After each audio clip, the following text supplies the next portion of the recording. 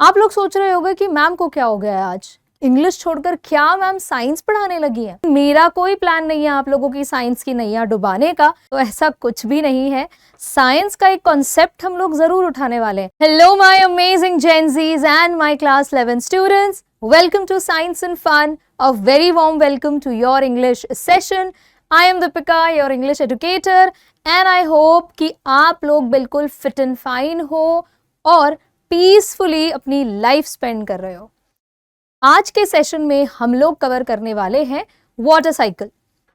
हाँ, बिल्कुल सही सुन रहे हो, वाटर साइकिल हम लोग पढ़ने वाले हैं। आप लोग सोच रहे होंगे कि मैम को क्या हो गया है आज, इंग्लिश छोड़कर क्या मैम साइंस पढ़ाने लगी हैं। तो ऐसा कुछ भी नहीं है। हम लोग आज वाटर साइकिल जरूर पढ़ने वाले हैं, साइंस का एक कॉन्सेप्ट हम लोग जरूर उठाने वाले हैं, लेकिन मेरा कोई प्लान नहीं है आप लोगों की साइंस की नैया डुबाने का।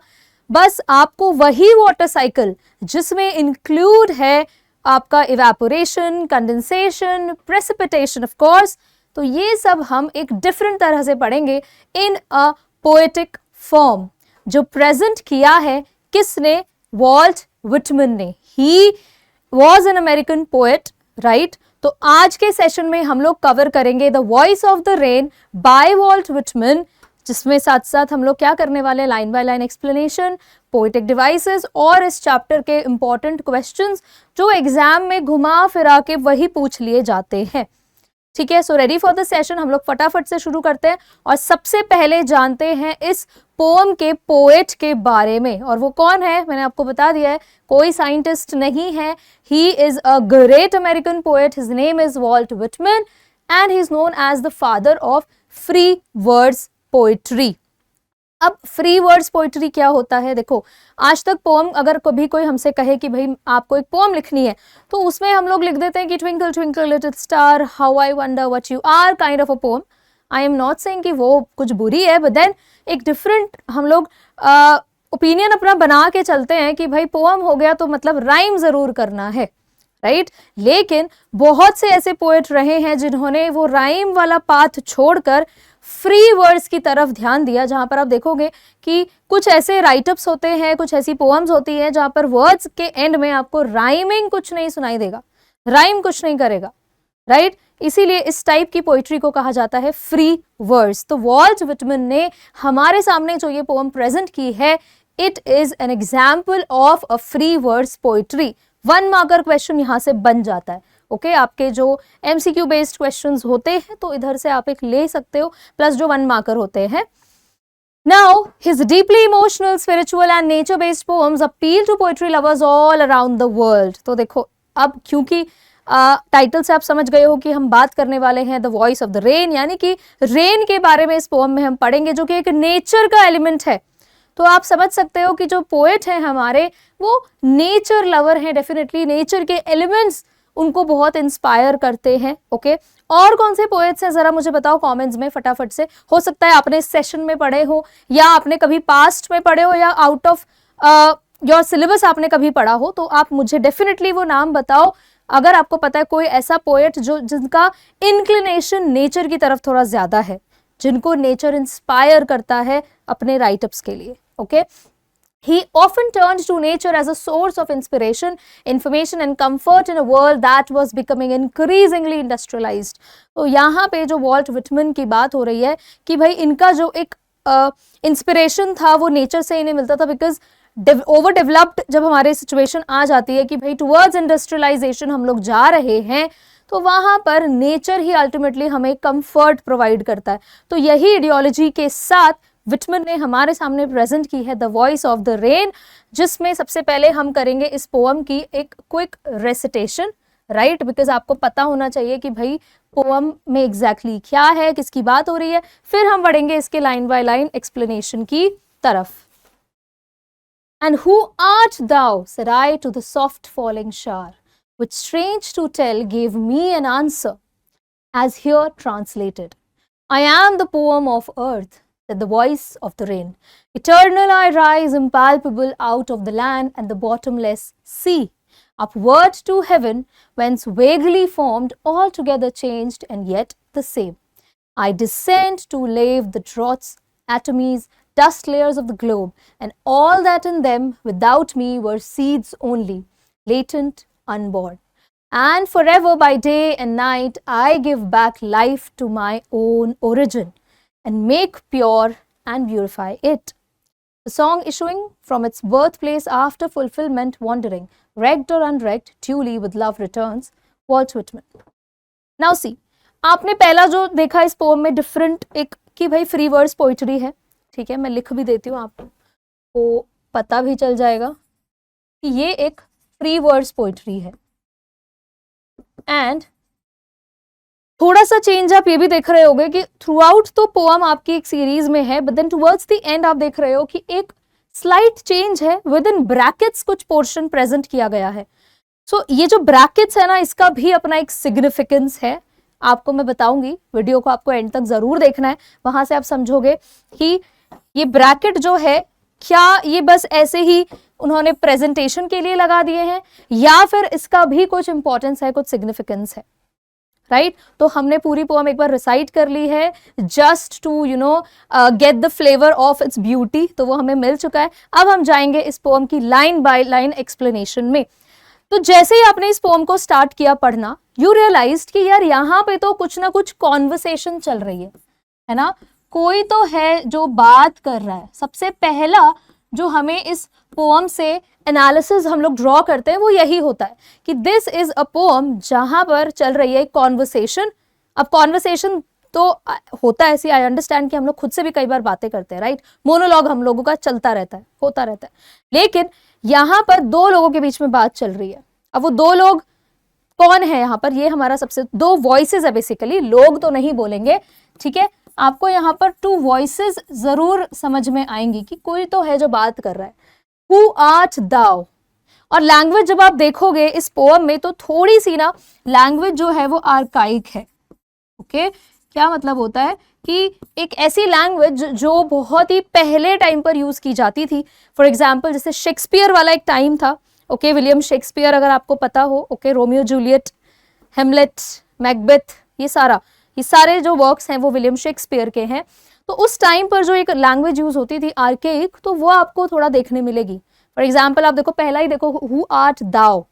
तो दाउ हम लोग थोड़ा सा पहले यूज करते थे, दाउ का एक्चुअल मीनिंग होता है यू. तो जो हमने पहली ऑब्जर्वेशन इस पोएम से ली वो उसके टोन पर बात की कि भाई कॉन्वर्सेशनल टोन है, देन लग रहा है कि दो लोग बात कर रहे हैं, दो कुछ तो वॉइसेस हैं जो बात चल रही है, and then the language of course archaic language, right. अब हम जाएंगे इसके लाइन बाय लाइन एक्सप्लेनेशन में. एंड यस, हमने फ्री वर्ड्स पोइट्री पर भी बात की. And who art thou said I to the soft falling shower, which strange to tell gave me an answer as here translated, I am the poem of earth, said the voice of the rain. Now see, यहाँ पर जो ये सवाल उठा है कि भाई who art दाउ, है ना, ये कौन पूछ रहा है. हु आर्ट दाउ, दाउ का मतलब होता है यू, और यहाँ पे आर्ट है आर. तो अगर इसको हम अपनी सिंपल लैंग्वेज में बनाएं तो ये क्वेश्चन बनता है हु आर यू, राइट. तो कोई है जो क्वेश्चन कर रहा है किसी से, ठीक है. अब कौन क्वेश्चन कर रहा है, सेड आई कौन है, the poet, okay, he is the poet. तो यहाँ पर आई जो है वो पोएट की बात हो रही है. Poet is asking a question, किसी से क्वेश्चन पूछ रहा है पोएट. किससे पूछ रहा है, टू द सॉफ्ट फॉलिंग शार. तो ये वॉशरूम वाला शार नहीं है, यहाँ पर किसकी बात हो रही है, रेन की. तो जो कॉन्वर्सेशन एक्चुअली चल रही है वो चल रही है the poet and the rain, इन दोनों के बीच में. ओके, अब आप सोचोगे यार रेन से बातें, पीके है क्या, ऐसा कुछ दिमाग में आ रहा होगा, बट नो. सी, नेचर से जब आप बात कर रहे हो तो यहाँ पर क्लियरली हमें प्रेजेंटेड है भाई हमारे पोएट की इमेजिनेशन, उसकी creativity. It's not that the rain is replying to the poet, ऐसा थोड़ी है कि रेन रिप्लाई कर रही है, ठीक है. तो ये एक हिडन पोएटिक डिवाइस है, मैं आपको बाद में बताऊंगा. आई एम श्योर मेजॉरिटी को समझ में आ गया होगा. कोई है जो बता सकता है अभी तो बता दो फटाफट से कॉमेंट्स में, नहीं तो एंड में तो मैंने समझाना ही है, राइट.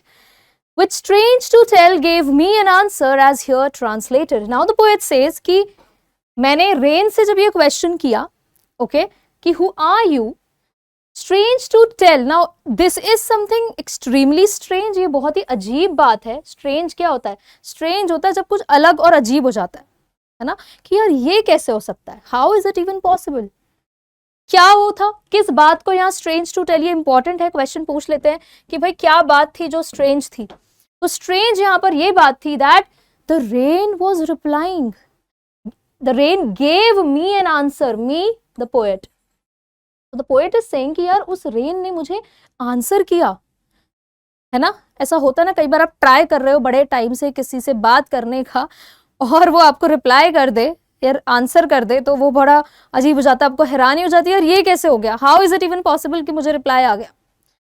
आपके केस में वो थोड़ा अलग है, वो पॉसिबल हो सकता है, लेकिन यहाँ पे पोएट के लिए सिचुएशन थोड़ी डिफरेंट है, because the rain is answering here and we already know कि rain can not reply like we humans do, है ना। ठीक है, सो जो रेन की लैंग्वेज थी वो पोएट को समझ में आई, तो उसने हमारे लिए यहाँ पर ट्रांसलेट कर दी।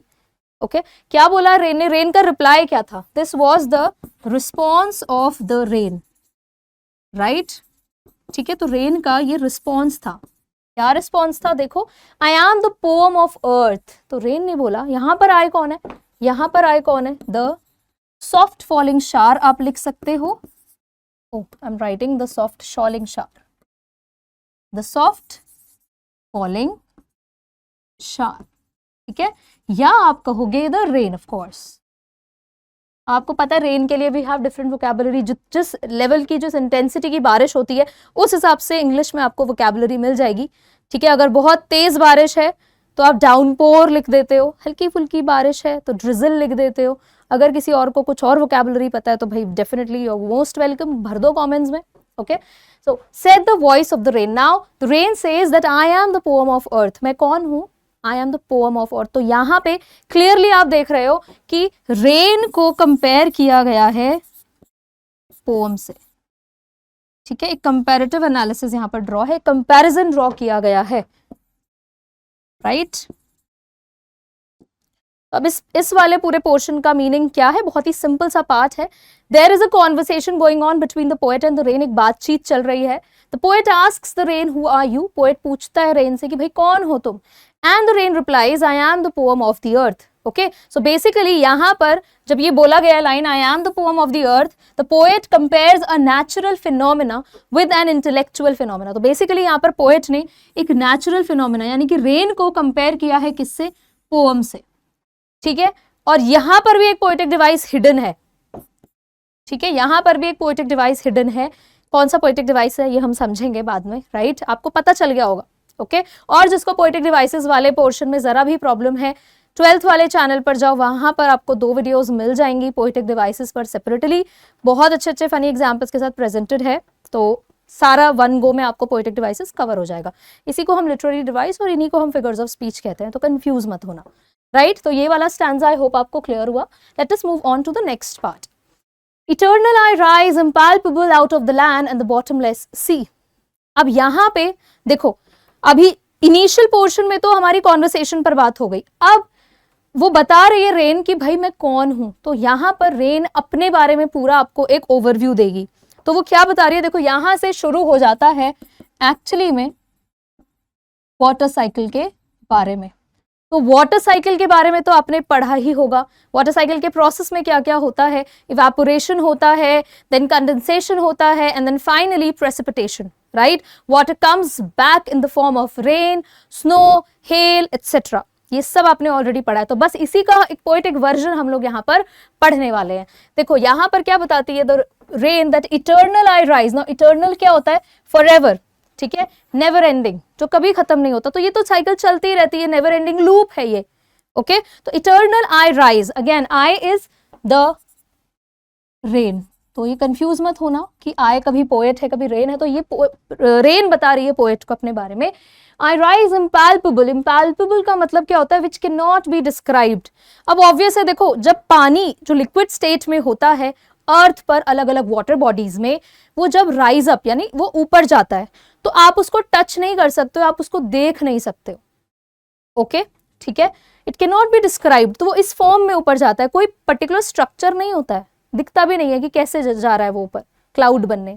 Okay, so I rise impalpable out of the land and the bottomless sea. Now यहाँ पर थोड़ा सा सी का जो डिस्क्रिप्शन दिया है वो दिया है बॉटमलेस। बॉटमलेस जैसा वर्ड है वैसा ही समझ में आ रहा है, बॉटमलेस जिसमें बॉटम ही ना हो। जिसका कोई एक, जिसे कहते हैं सरफेस ही नहीं है सी का। तो ऐसा थोड़ी होता है, थोड़ा सा एग्जैजरेट कर दिया गया है यहाँ पे, है ना। यहाँ पर भी एक पोएटिक डिवाइस हिडन है, ठीक है। मैं नहीं बताऊंगी, ये सस्पेंस बना के रखते हैं, एंड में हम लोग जानेंगे ये कौन सा पोएटिक डिवाइस है। अपवर्ड टू हेवन, वेंस का मतलब हो गया वेन। तो देखो लैंग्वेज कितनी आर्केइक है ना। ये आजकल कहाँ बोलते हैं हम कि वेंस कब बोलते हैं? वेन तो बड़ी मुश्किल से बोला जाता है, बड़ी मुश्किल से वेन का यूज करते हैं, वेंस का यूज हम नहीं करते हैं। ओके, शेक्सपियरियन लैंग्वेज का पार्ट है ये थोड़ा सा। So upward to heaven, whence vaguely formed all together, changed and yet the same. अब यहां पर बेसिकली आपने देखा कि वाटर के राइजिंग अप का डिस्क्रिप्शन है, ठीक है। तो फुल ऑन वाटर साइकिल पढ़ने वाले हो, ये राइज अप हो रहा है पानी अपवर्ड्स टू हेवन। ऑल्दो आप साइंस में हेवन नहीं बोलते हो, लेकिन इधर देखो डिस्क्रिप्शन थोड़ा डिफरेंट है। ओके, पानी जो है वो ऊपर जा रहा है। When vaguely formed, vaguely formed, vaguely का मतलब क्या हो गया? Not clearly. ओके, बहुत ही क्लियर कोई स्ट्रक्चर होता नहीं है क्लाउड का, तो इसलिए लिखा है vaguely formed, all together changed. अब लिक्विड से वो बन गई गैसियस स्टेट में, तो एक तरह से देखा जाए तो स्टेट चेंज हो गया है, येट द सेम, लेकिन फिर भी है तो वो पानी ही, है ना, है तो वो पानी ही। तो स्टेट भले ही चेंज हो गया है, लेकिन अपने आप को नहीं भूला है वो। ओके, है वो पानी ही। तो यहां पर क्या एक्सप्लेन हुआ है इस पार्ट से? It rises upwards towards the sky from the deep C, okay, and land in an undefinable form. Undefinable, vaguely formed वाला जो पार्ट था, आप स्ट्रक्चर नहीं दे सकते हो क्लाउड का कि यार वो पर्टिकुलर एक ओवल शेप होता है, या आपका स्फेरिकल होता है, या आप कह दोगे कि भाई सिलेंड्रिकल है, कुछ ऐसा कुछ नहीं होता, राइट। तो वेगली फॉर्म्ड, या आप उसे कह सकते हो अनडिफाइनेबल फॉर्म, यानी कि वाटर वेपर की बात हो रही है। It gets formed as clouds, completely different from what it was, still maintaining the essence of its being। तो ये देखो, ये बहुत इंपॉर्टेंट पार्ट है। ये जो वाली लाइन है ना, all together changed and yet the same, वो यहाँ पर बहुत अच्छे से मेंशन्ड है कि भाई देखो, बन तो वो क्लाउड जाता है, बिल्कुल डिफरेंट, लिक्विड से एकदम वेपर स्टेट है, ओके, लेकिन अभी भी ओरिजिनलिटी तो वही रहेगी ना, रहेगा तो वो पानी का ही फॉर्म ना, तो अपना एसेंस मेंटेन किया है। यहां से आपको एक बहुत बढ़िया लाइफ लेसन मिल रहा है। तो ये जो पोएटिक प्रेजेंटेशन है ना वाटर साइकिल की, एक्चुअली में आपको, मैं मानती हूँ साइंस का बहुत बड़ा कॉन्सेप्ट समझाती है, लेकिन साथ में एक लाइफ लेसन भी देती है। क्या है? How it is always possible to retain one's identity despite going through a rigorous process of change. अब देखो, जब हमारा वाटर जो है वो लिक्विड से वेपर स्टेट में जाता है, तो डेफिनेटली वहां पर बहुत रिगरस हैवी चेंजेस आ रहे हैं। उस पर्टिकुलर चेंज के बाद भी हमारा जो वाटर स्टेट है वो तो रहे, स्टेट चेंज हुआ है सिर्फ, लेकिन आप ये तो नहीं कहते कि जो वेपर है वो वाटर नहीं है, हम ऐसा नहीं बोलते, है ना। तो ये क्या लेसन दे रहा है कि भाई कैसे अपनी आइडेंटिटी को आपको रिटेन करके रखना होता है, चाहे लाइफ में कितने भी रिगरस चेंजेस आ रहे हो। Okay, you have to stay grounded at any cost, समझे? ठीक है, सो ये यहां से आपको एक्सप्लेन किया जा रहा है। Now let us move further. I descend to lave the droughts atomies dust layer of the globe. Now again, अब यहाँ पर देखो, पिछले वाले पार्ट में हमें रेन ने एक्सप्लेन किया था अपना ऊपर जाना, ठीक है, अब वो बता रही है वापस आना। I descend, descend का मतलब क्या हो गया? To come down, okay. क्या करती है अब रेन जब वापस आती है नीचे? प्रेसिपिटेशन का जो प्रोसेस यहाँ पर चल रहा है, इवेपोरेशन, कंडेंसेशन पीछे आपने देख लिया, यहाँ पर प्रेसिपिटेशन एक्सप्लेन किया जा रहा है। सो जब वो नीचे आती है, ओके, टू लेव, लेव मतलब होता है वॉश, टू क्लीन, क्या क्लीन करने? द ड्रॉट्स, बेसिकली सूखा पड़ जाता है जब, ओके, एटमीज हो गए, छोटे छोटे आपके पार्टिकल्स हो गए, dust layers of the globe, basically पूरे अर्थ को प्यूरिफाई करने का जो काम है वो रेन का है, तो वो नीचे आ रही है। And all that in them without me were seeds only latent unborn, और साथ में वो और क्या पर्पस है उसका, और क्या करने आती है? वो क्या करने आती है? वो लाइफ प्रोवाइड करने आती है उन सीड्स को जो अभी हिडन है, जो अभी प्रॉपर लाइफ में भी नहीं आए हैं, जो पैदा ही नहीं हुए हैं, राइट। तो वाटर तो एसेंशियल है उनके लिए, ग्रोथ के लिए, उनके नरिशमेंट के लिए। तो यहाँ पर जब रेन नीचे आती है, it provides nourishment, okay, I right nourishment here, वो नरिशमेंट देती है प्रॉपर। पानी की इंपॉर्टेंस पता है, सीड्स के लिए बहुत जरूरी है ना। तो नरिशमेंट देती है, प्यूरिफाई करती है, ब्यूटिफाई करती है। तो ऐसा नहीं है कि अपने वो निकल गई उस जगह से तो बस उसके बाद कोई ग्रैटिट्यूड नहीं है, कुछ नहीं है, वो वापस आती है, okay, so here the water pores down in the form of rain, water जो है वो नीचे आती है वापस, बारिश होती है जब, okay, in the form of rain. It descends to prevent the earth from droughts and washes away layers of dust on earth. वो क्या करने आती है नीचे, descends मतलब नीचे आती है, क्यों, अर्थ को सूखे से बचाने के लिए, ओके, ड्रॉट्स से बचाने के लिए, एंड वॉशेज अवे, सारा जितना भी डस्ट है अर्थ को बेसिकली प्यूरिफाई करने आती है, ब्यूटिफाई करने आती है. ओके, तो जो मेन काम है हमारे रेन का वो है purification and beautification of the earth. It also nourishes the passive and dormant seeds. Dormant मतलब जो एक्टिव नहीं है, जो हिडन सीड्स हैं, जो अभी लाइफ में प्रॉपरली आए भी नहीं है, उनको नरिशमेंट देती है, तभी तो वो फर्दर ग्रो करते हैं. ओके, तो लाइफ प्रोवाइड करने आती है रेन वापस से अर्थ पर. And forever by day and night I give back life to my own origin and make pure and purify it. Now see, यहाँ पर मेंशन है कि भाई और हमेशा, forever मतलब ये जो साइकिल है ये नेवर एंडिंग है. ओके, ये नेवर एंडिंग साइकिल है, डे एंड नाइट हमेशा चलता रहेगा. I give back life to my own origin, कि जहां से मैं आई हूं, ओरिजिन जहां से वो आई है रेन, उसी को वो वापस लाइफ देती है.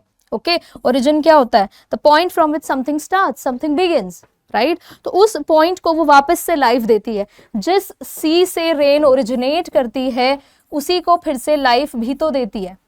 And make pure and beautify it, और ऑब्वियसली यहाँ पर बात हो रही है अर्थ की, कि वो अर्थ को प्योर भी बनाती है, ब्यूटिफाई भी करती है ना. तो यहाँ पर बेसिकली हमें देखने मिल रहा है, सीखने मिल रहा है the power of gratitude. Okay, हमें रेन का जो ये ग्रैटिट्यूड वाला नेचर है ये भी यहाँ से समझने मिल रहा है. Rain keeps giving back life to the origin that give birth to rain itself, namely the earth. Basically वही है कि भाई जहां से रेन आई है उसी को तो, जहां से रेन का ओरिजिन है उसको वापस लाइफ देने का काम भी तो रेन ही करती है. It keeps replenishing the earth, beautifying it, making it a heavenly place to live. Earth को वो क्लीन करती रहती है time to time, so that we can live here, है ना. रेन नहीं होती तो हमारा सर्वाइवल कितना मुश्किल होता. Rain teaches us the value of gratitude. तो रेन यहाँ से हमें क्या सिखाती है, ग्रैटिट्यूड सिखाती है. ओके, कि कभी भी हमें ये नहीं भूलना चाहिए कि भाई हमारा जो ओरिजिन का पार्ट रहे हैं, अगर मैं एक तरह से इसको अपना परसेप्शन दूं तो भाई अपने पेरेंट्स का जो भी हमारी लाइफ की तरफ एफर्ट्स रहे हैं वो हमें कभी नहीं भूलने चाहिए, राइट. अब आपके लिए वो आपके फ्रेंड्स भी हो सकते हैं, कोई भी हो सकता है. तो it's just my observation, my perception, आप इसको अपनी तरफ से एनालिसिस भी कर सकते हो. नाउ द लास्ट पार्ट, जहां पर मैंने आपको कहा था कि कुछ ब्रैकेट में लिखा हुआ है. A song issuing from its birthplace after fulfillment, wandering wrecked or unwrecked duly with love returns. तो देखो ये जो ब्रैकेट वाला पार्ट है ना, ये बड़ा इंपॉर्टेंट है, बिकॉज ये जो पोअम है ना, ये जो पार्ट है पोअम का, ये एक्चुअली में पोएट की ऑब्जर्वेशन है. उसके हिसाब से ये तो थ्रू आउट जो अभी तक हमने पढ़ा वो तो एक कॉन्वर्सेशन चल रही है ना, रेन अपने बारे में बता रही है. अब इस कॉन्वर्सेशन से पोएट ने क्या ऑब्जर्व किया है, क्या उसका रिफ्लेक्शन है. रिफ्लेक्शन क्या होता है कि जब आप कोई, मान लो आज आपके साथ सुबह कोई इंसिडेंट हो जाता है या कुछ भी हो सकता है ना, हम लोग कई बार चलते फिरते कोई ऐसा इंसिडेंट होता है जो हमें कहीं ना कहीं अफेक्ट करता है, फिर हम सोचते हैं उसके बारे में कि यार इसका ये वाला ऐसे होता तो बेटर होता, ये इसका यहाँ से मैं अगर इस एंगल से सोचूं तो ये प्रॉब्लम था, ये इसका सोल्यूशन था, काइंड ऑफ, राइट. तो हम लोग रिफ्लेक्ट करते हैं अपने उस एक्शन पर या किसी और के किसी भी एक्शन पर. तो इसी तरह से the poet as well is reflecting upon the entire conversation. अब वो पूरी कॉन्वर्सेशन पर रिफ्लेक्ट कर रहे हैं. तो पोएट ने यहाँ पर एक कंपैरिजन ड्रॉ किया है किसके बीच में, रेन और हमारे सॉन्ग्स या फिर आप कह लो पोअम के बीच में. ठीक है, इस पूरे पोर्शन में क्या किया गया है, कंपैरिजन ड्रॉ किया गया है रेन एंड पोअम या फिर कोई भी आर्टिस्टिक वर्क, सॉन्ग कह लो आप. ठीक है, ओके. रेग्ड और अनरेग्ड का क्या मतलब होता है. रेग्ड और अनरेग्ड इज हर्ड और अनहर्ड, केयर और इग्नोर्ड, जो भी आप समझो, राइट. सो अब कैसे उन्होंने एक सिमिलैरिटी ड्रॉ की है the poem and the rain, इन दोनों के बीच में कैसे सिमिलैरिटी ड्रॉ की है, देखो अभी समझते हैं. पोएट बेसिकली सेज, ये जो ब्रैकेट वाला पोर्शन है इसमें अपना रिफ्लेक्शन देते हुए पोएट ने हमारी रेन और कह लो सॉन्ग या पोअम में एक सिमिलैरिटी ड्रॉ की है. क्या है वो, देखो कैसे की है. The poem originates as an idea from the poet's imagination. अब पोअम कैसे निकलती है, अगर आप लोगों में से कोई भी बच्चा है जो राइटअप्स लिखते हैं या पोअम लिखते हैं, कुछ भी आर्टिकल्स लिखते हो या जो भी आपको पसंद है लिखना, राइट, तो आपको पता है कि किस तरह से वो आपकी इमेजिनेशन से बाहर आते हैं, है ना, issuing from its birthplace, issuing is to release, right, in the form of words and script, किसकी फॉर्म में, वर्ड्स या स्क्रिप्ट की फॉर्म में, appreciated और unappreciated, brings credit to the maker, the poet. अब वो उसकी वैल्यू को अप्रिशिएट किया जाए नहीं किया जाए, क्रेडिट तो पोएट को मिल गया ना, कैसे, बिकॉज वही उसका ओरिजिन तो कहां से हुआ, पोएट की इमेजिनेशन से, ओके, केयर्ड और अनकेयर्ड, किसी ने सुना नहीं सुना, तो जो भी उसका फॉर्म था वो तो बाहर आ गया, तो ओरिजिन कैसे हुआ है, द पोएट उसकी इमेजिनेशन से, क्लियर, ठीक है।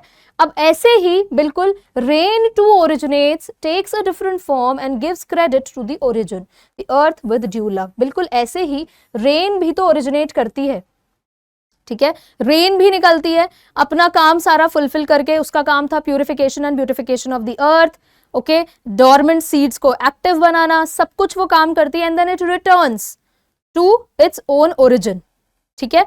तो बिल्कुल वैसे ही एक सॉन्ग कह लो या पोम कह लो, वो भी तो यही करती है। अब हम लोग हैं, कुछ लोग अपने मेंटल पीस के लिए गाने सुनते हैं, तो भाई किसी भी एक आर्टिस्ट का, अरिजीत सिंह का एग्जाम्पल ले लो, ठीक है, अरिजीत सिंह के गाने आपने सुना, आप लोगों ने सुना, किसी को पसंद आया किसी को नहीं आया, लेकिन हमें पता है कि यार ये गाना तो अरिजीत सिंह का है, ओके, क्रेडिट तो मिल गया उसको, और विद लव वो उसी का ही रहेगा हमेशा, ओके, ठीक है। तो यहां पर बिल्कुल ऐसे ही पोम और रेन में एक पैरेलल ड्रॉ किया गया, ओके, ठीक है, क्लियर, सिमिलैरिटी यहाँ पर ड्रॉ की गई है। तो ये जो पोर्शन है ये थोड़ा सा इंपॉर्टेंस रखता है, और टीचर्स का ना यहाँ पर ध्यान रहता है थोड़ा सा कि बच्चों से ये वाला क्वेश्चन स्पेसिफिकली पूछा जाए, तो इंपॉर्टेंट पार्ट है ये इस पूरी पोएम का, जहां पर पोएट ने अपनी खुद की ऑब्जर्वेशन दी है। अब हम मूव करते हैं पोएटिक डिवाइसेस की तरफ, ठीक है, अभी तक जो हमने सस्पेंस बना के रखा था, ऑलराइट। तो अब हम बात करेंगे पोएटिक डिवाइसेस के बारे में। पोएटिक डिवाइसेस देखो बहुत ज़रूरी है एक पीस ऑफ वर्क को ब्यूटिफाई करने के लिए, बहुत ज़रूरी है। अब यहाँ पर हम कोई ऑर्नामेंट्स या ज्वेलरी तो नहीं पहनाएंगे अपनी पोएम को या अपने पीस ऑफ वर्क को, तो वर्ड्स के थ्रू ही हमें डेकोरेट करना है, तो ये काम पोएटिक डिवाइसेस का है, ठीक है। सबसे पहला जो हमारा पोएटिक डिवाइस यहाँ पर है वो है पर्सोनिफिकेशन। पर्सोनिफिकेशन में देखो हिडन वर्ड है पर्सन, मैंने यहाँ पर ऑल्दो आप लोगों के लिए ईजी करने के लिए तो एक डेफिनेशन लिखी है, the poet used a non living thing as a living thing in the poem, okay, यहाँ पर पोएम होना चाहिए, ignore it please, okay. So यहाँ पर पोएट ने क्या किया है पर्सोनिफिकेशन में, बेसिकली एक नॉन लिविंग थिंग को लिविंग थिंग की तरह प्रेजेंट किया है, राइट। इसका क्या मतलब है कि अगर हम लोग, पर्सोनिफिकेशन होता क्या, अगर हम एक ऐसा एट्रीब्यूट जो जनरली ह्यूमंस ही करते हैं वो हम दे देते हैं, उस एक्शन को हम डिफाइन करा देते हैं किसी एक नॉन लिविंग एंटिटी के थ्रू, तो वहां पर हम कहेंगे कि भाई ये पर्सोनिफिकेशन है। अब इस पोएम में पर्सोनिफिकेशन का एग्जाम्पल आपको देखने मिला रेन के इस डायलॉग से, आई am the poem of earth said the voice of the rain, can a rain reply, नहीं, है ना, तो यहां पर रेन को पर्सोनिफाई किया गया है, ठीक है। So rain has been personified, कैसे कि भाई बोलने का काम या वॉइस तो हम लोग जनरली मानते हैं कि इस तरह से रिप्लाई करने का काम तो यार रेन थोड़ी कर सकती है ना, तो ये इंसानों का है रिप्लाई करना इस तरह से, ठीक है। तो ये हमने जब पर्सोनिफाई हम इसी को कहते हैं। Now the next poetic device is metaphor. Metaphor बहुत बार हमने बहुत सारी पोएम्स में हमने ये देखा हुआ है। मेटाफर होता है जब हम इनडायरेक्ट कंपैरिजन ड्रॉ करते हैं between the qualities of different things, indirect comparison, ठीक है। इनडायरेक्ट कंपैरिजन से मतलब क्या है, अब कंपेयर जब हम दो चीजों को, दो लोगों को करते हैं तो वो उनकी क्वालिटीज के बेसिस पर करते हैं, तो यहाँ पर मेटाफर में क्या होता है, जब किसी की भी क्वालिटीज कंपेयर की जा रही होती है लेकिन वहां पर कोई क्वालिटी मेंशन नहीं की गई है, इसीलिए इसको इनडायरेक्ट कंपैरिजन बोला जाता है। तो अब इस पोएम में आपने देखा बहुत अच्छे से कि दो चीजों को कंपेयर किया गया है, रेन को और पोएम को, है ना, ठीक है। तो यहाँ पे देखो जब रेन कहती है आई am the poem of earth, rain ये नहीं कह रही है कि I am rain like a poem, तो ऐसा नहीं बोला, है ना, उसने क्या बोला सीधा I am the poem of earth, तो इनडायरेक्ट कंपैरिजन ड्रॉ हो गया है। So rain is being compared to a poem, that is why it is an example of metaphor, ठीक है, ओके। नेक्स्ट देखो, नेक्स्ट आपको मिलेगा हाइपरबली। हाइपरबली क्या होता है, ये कोई वर्ब नहीं है, ठीक है, इसमें बहुत सिंपल है। हाइपरबली में क्या होता है, जब आप बहुत ज्यादा एग्जैजरेट करते हो किसी चीज को, मान लो मैं आपसे कहती हूँ कि भाई मैंने तुम्हें 100 बार ये बात समझा दी, तो यार ऐसा थोड़ी है कि 100 बार तो सच में गिन के मैंने 100 बार तुम्हें कुछ समझाया होगा, ऐसा नहीं हो सकता है ना। पूछोगे तो 100 बार समझा दूंगी, कोई दिक्कत की बात नहीं है, लेकिन 100 बार समझाना, या होता है कई बार मम्मी ने एक बार डांटा होता है तो बोलती है मैं 100 बार बोल चुकी हूँ इन्हें, 100 बार तो नहीं बोला होता है, मम्मी झूठ मत बोलो, है ना, ऐसा करते हैं ना हम लोग। तो ये एग्जैजरेशन जब होता है तो इसको हम लोग पोएटिक डिवाइस, इस पोएटिक डिवाइस को हम कहते हैं हाइपरबली। यहां पर एक एग्जाम्पल था आपकी पोएम में, बॉटमलेस सी, ठीक है, ओके, सी थोड़ी बॉटमलेस होगी यार, समझे, सी का बॉटम क्यों नहीं होगा, डेफिनेटली होगा, तो एग्जैजरेट किया है थोड़ा सा। Imagery, visual description of something, imagery तो देखो थ्रू आउट हमने पोएम में वाटर साइकिल को पूरा इमेजिन किया है कि किस तरह से रेन जो है वो it is moving upwards and then it descends, सब कुछ पूरा प्रोसेस हमने इमेजिन किया है, तो विजुअल डिस्क्रिप्शन रहा है थ्रू आउट, तो हम इसे कहेंगे इमेजरी। जैसे सॉफ्ट फॉलिंग शावर, है ना, पूरा पूरा आपकी पोएम एक तरह से देखा जाए तो इमेजरी का ही एग्जाम्पल है, राइट। देन अपॉस्ट्रोफी, ये भी एक बहुत ही इंपॉर्टेंट पोएटिक डिवाइस है। अपॉस्ट्रोफी में क्या होता है, basically addressing someone absent, basically जब हम किसी ऐसे इंसान को, ऐसी चीज को एड्रेस करते हैं जो है ही नहीं, एब्सेंट है, उस मोमेंट में है ही नहीं, एग्जिस्ट नहीं करता, या फिर वो डेड है, मर चुका है, या हो सकता है कि वो कोई नॉन ह्यूमन है, ठीक है, नॉन ह्यूमन है। कई बार मैथ्स पढ़ते पढ़ते ऐसी फीलिंग आती है ना, यार खत्म कर देंगे हम तुझे, ऐसे गुस्सा सा नहीं आता है, कई बार मेरे साथ होता था ऐसा बहुत, ठीक है। तो नॉन ह्यूमन किसी एंटिटी से हम जब एड्रेस कर रहे हैं, उससे बात कर रहे हैं, एज इफ दैट पर्सन और thing were present, as if वो प्रेजेंट है और वो हमें रिप्लाई करने वाला है या करने वाली है, ओके, एज इफ हमारे सामने ही हो। तो इस तरह की सिचुएशन में जो पोएटिक डिवाइस यूज होता है उसे कहते हैं अपॉस्ट्रोफी। अब पूरी पोएम में मुझे एक बात बताओ, पोएट बात कर रहे हैं रेन से, तो रेन क्या वहां पर खड़े होके सुन रही है उसकी बातों को, प्रेजेंट थोड़ी है वो ऐसे, है ना, या वो रिप्लाई कर रही है, तो इट्स नॉट पॉसिबल, है ना। So the poet addresses N unusual companion, एक बहुत ही अनयूजुअल साथी को वो एड्रेस कर रहा है, रेन, जो कि है एक नॉन लिविंग एंटिटी, है ना। तो ये एग्जाम्पल हो गया आपकी अपॉस्ट्रोफी का। तो ये आपके सारे इंपॉर्टेंट पोएटिक डिवाइसेस भी कवर हो गए, पर्सोनिफिकेशन हमने कर लिया, मेटाफर हमने कर लिया, देन हाइपरबली हो गया, इमेजरी हो गया, अपॉस्ट्रोफी हो गया, ये सारे ही इंपॉर्टेंट थे। इससे बाहर पोएटिक डिवाइसेस एज सच इस पोएम में कोई पूछे नहीं जाते हैं। नाउ एक फटाफट से जस्ट ले लेते हैं पोएम का, जल्दी से समराइज कर लेते हैं, ओवरव्यू ले लेते हैं। The poet imagines having a conversation with the rain, हमने देखा था कॉन्वर्सेशन चल रही है पोएट के दिमाग में कि भाई वो रेन से बात कर रहा है। Rain describes itself as the earth's poem, और रेन खुद को कैसे डिस्क्राइब करती है कि वो क्या है, एक पोएम है अर्थ की। It explains how it begins in the deep sea, turns into vapour and then condenses in the sky, और वो क्या एक्सप्लेन करती है कि किस तरह से वो डीप सी से शुरू होती है, ऊपर आती है, वेपर में कन्वर्ट होती है, and then condenses in the sky, यहाँ पर क्लाउड्स बन गई, ओके। उसके बाद the rain tells the poet that it shows its gratitude to the earth by cleansing, beautifying and nourishing it. Basically उसके बाद वो नीचे आने का अपना प्रोसेस एक्सप्लेन करती है, और इसको हम कंसिडर करके चलते हैं इस प्रोसेस को कि भाई फुल ऑफ ग्रैटिट्यूड है, बिकॉज ये प्यूरिफाई कर रही है, ब्यूटिफाई कर रही है। The poet justifies why he calls rain a poem by adding a side note at the end, और पोएट ये बात जस्टिफाई करता है कि भाई क्यों उसने रेन को एक पोएम बोला है, ठीक है, बिकॉज उसने क्लियरली हमें कंपैरिजन ड्रॉ करके दिया है कि क्यों वो रेन को और पोएम को कंपेयर कर रहा है, किस बेसिस पर कंपैरिजन ड्रॉ किया गया है। He compares rain to a poem because both originate from a source, transform and then manifest in different ways. तो बेसिकली क्या बोल रहे हैं कि कंपैरिजन हमें अभी हमने पीछे बात की थी कि भाई रेन और पोएम में दोनों में सेम चीजें हैं कि वो एक सोर्स से ओरिजिनेट करते हैं, ठीक है, ट्रांसफॉर्म, हर जगह घूमते हैं, सब जगहों पर जाते हैं, अपना काम करते हैं, एंड देन वापस अपने ओरिजिन पर आ जाते हैं, ठीक है, with all the love. Rain descends whether it's requested और नॉट, तो रेन तो देखो बरसेगी, अब कोई चाहता है नहीं चाहता है, इट डजंट केयर, कोई फर्क नहीं पड़ता उसको। Similar to how a poem starts as a thought, बिल्कुल वैसे ही जैसे एक पोएम स्टार्ट होती है एक थॉट की तरह, ठीक है, उसके बाद वो वर्ड्स में आती है। पहले वो जो पोएट होते हैं, जो राइटर्स होते हैं, वो पहले अपनी चीजें इमेजिन करते हैं, उसके बाद वो उनको वर्ड्स में डालते हैं, and spreads to people as a song, और फिर वो लोगों तक पहुंचता है। ओके ऐसा तो है नहीं कि अरिजीत सिंह सीधा बैठकर गाने लग जाता है, पहले सोचते हैं, लिरिक्स जो लिखे जाते हैं, कोई राइटर होता है लिरिक्स राइटर, वो लिखता है, उसके बाद हमारे सिंगर तक वो वर्ड्स पहुंचते हैं और फिर वो गाता है। इट्स अ लॉन्ग प्रोसेस, है ना। वेदर अप्रिशिएटेड और नॉट, चाहे कोई अप्रिशिएट करे ना करे, both rain and a poem give credit to their creators, दोनों ही अपने क्रिएटर्स को क्रेडिट देते हैं, ठीक है। अब मुझे एक बात बताओ, अगर एक गाना रिलीज हुआ है, मान लो पोम ले लो या सॉन्ग ले लो, अब जो सॉन्ग है, मैं ये okay it's not visible to you, wait,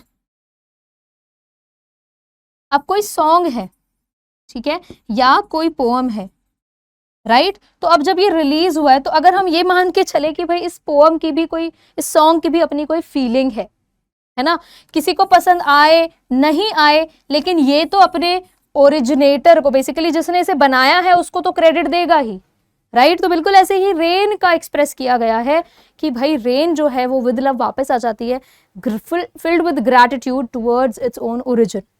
okay done. अब हम फटाफट से कर लेते हैं कुछ इंपॉर्टेंट क्वेश्चंस जो इस पोम से आप एक्सपेक्ट करते हो, मेजॉरिटी इन्हीं से पूछा जाता है, घुमा फिरा के यही 4 क्वेश्चंस हैं जो आ जाते हैं एग्जाम में, apart from the extract based questions. सबसे पहला देखो क्या है, describe the never ending cycle of rain, ठीक है। अब आपको पूरा ये जो नेवर एंडिंग साइकिल है ये बताना है रेन का, तो बहुत ईजी है, आपको बेसिकली वाटर साइकिल डिफाइन करना है, it's like define water cycle, science में जैसे आता है, लेकिन हमें थोड़ा सा लिटरेचर की लैंग्वेज में करना है, ठीक है। देखो क्या रहेगा, water rises in the form of vapour from the land, water जो है वो वेपर की फॉर्म में लैंड से उठता है, एंड वेरियस वाटर बॉडीज या अलग अलग वाटर बॉडीज से on the earth, it takes the form of cloud, फिर वो क्लाउड बन जाता है, changes its shape and falls down on earth in the form of drops, ठीक है, शेप चेंज किया और वापस से वो अर्थ पर आ गया, to wash away the dust particles, refill seas and rejuvenate the natural elements. Simple. तो बेसिकली क्या किया इसमें, वाटर साइकिल ही डिफाइन कर दिया, है ना, समझे, लेकिन not exact that scientific term, but थोड़ा सा poetic version. Next question, why are the last 2 lines put in the bracket, last 2 lines को ब्रैकेट में क्यों डाला है, बहुत सिंपल है, अभी हमने समझा था, क्योंकि ये क्या है, पोएट की ऑब्जर्वेशंस है, उसके रिफ्लेक्शंस है, वही हम मेंशन कर देंगे। The last 2 lines are put within the brackets because they are observations made by the poet and his thoughts. Okay, he made a similarity between rain and the, between the rain, यहाँ पर and missing हो गया है, and the music, ठीक है, उसने एक similarity draw किया है रेन और म्यूजिक के बीच में। Explain the similarity between the two. तो अब देखो अगला क्वेश्चन इसी से लिंक्ड आ गया पीछे वाले से, हो सकता है आपको एक लॉन्ग आंसर टाइप मिल जाए क्वेश्चन और पहला वाला जो क्वेश्चन हमने किया वो और ये कंबाइंड वर्जन में आ जाए। अब आपको बताना है सिमिलैरिटी है क्या, तो पूरा तो हमने अभी पीछे एक्सप्लेनेशन लिया था। As the song originated from the heart of the singer, जैसे एक सॉन्ग जो है वो सिंगर के हार्ट से निकलता है, wanders, wanders मतलब होता है इधर उधर घूमना, whether liked or not, चाहे किसी को पसंद आए नहीं आए, comes back to its birthplace with immense love, वो तो अपने क्रिएटर के लिए with love, love जो है उसको ग्रैटिट्यूड दिखाती है, ठीक है, जो सॉन्ग है, जो भी गाना है, ठीक है, वो विद लव अपने क्रिएटर तक वापस आ जाती है, क्योंकि उसका तो भाई ये लिखा जाएगा ना, मेंशन्ड रहेगा कि भाई ये गाना है written by so and so person. Okay, ठीक है। सिमिलरली, बिल्कुल वैसे ही, the rain originates from earth, rain जो है वो अर्थ से ओरिजिनेट होती है, वही उसका बर्थ प्लेस है। फुलफिल्स इट्स ड्यूटी, अपनी ड्यूटी निभाती है, ब्यूटिफाई करती है, प्यूरिफाई करती है। Wanders and comes back with love, और वो भी वापस आ जाती है। कई बार होता है हमें नहीं चाहिए होती है रेन, है ना, नहीं चाहिए होती है, अननेसेसरी रेन होती है, लेकिन वो अपना काम, अपना पूरा प्रोसेस करके वापस आ जाती है, कोई फर्क नहीं पड़ता, रेक्ट और unrecked, it doesn't care and comes back to its origin. What does the phrase strange to tell mean? क्या होता है strange to tell का मतलब, अभी मैंने एक्सप्लेन किया था ये भी बहुत अच्छे से। The phrase strange to tell means that it was strange for the soft falling shower.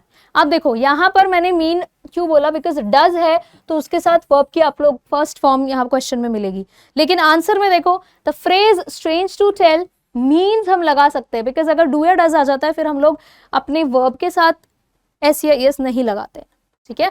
So the phrase strange to tell, यहाँ पर डू या डज कुछ नहीं है, तो हम फ्रेज के हिसाब से अपने वर्ब को एस में कन्वर्ट कर सकते हैं, I mean एस लगा कर उसको बना सकते हैं. The phrase strange to tell means that it was strange for the soft falling shower to reply to the poet's question. क्या स्ट्रेंज था पोएट के लिए कि भाई वो जो सॉफ्ट फॉलिंग शार है, रेन है, वो रिप्लाई कर रही है. So when the poet asked the rain who art thou, the rain replied I am the poem of earth. देखो यहाँ पर स्ट्रेंज बात क्या थी, क्या स्ट्रेंज था पोएट को हमें बताना, क्या स्ट्रेंज लगा कि भाई जो रेन है वो रिप्लाई कर रही है किस क्वेश्चन पर. जब पोएट ने रेन से पूछा था who art thou, who are you, तो रेन ने क्या रिप्लाई किया, I am the poem of the earth. ठीक है, तो these were all the important questions. हमने इस पोएम के लाइन बाय लाइन एक्सप्लेनेशन कर ली है, हमने पोएटिक डिवाइसेस कर लिए हैं and the important questions. So I hope the chapter is clear to you. I will see you in the next video with the next chapter. Let me know in the comment section कौन सा chapter आपको पहले चाहिए, because अब तो आपके पास regular sessions आते रहेंगे. Bye bye then. I will see you in the next class.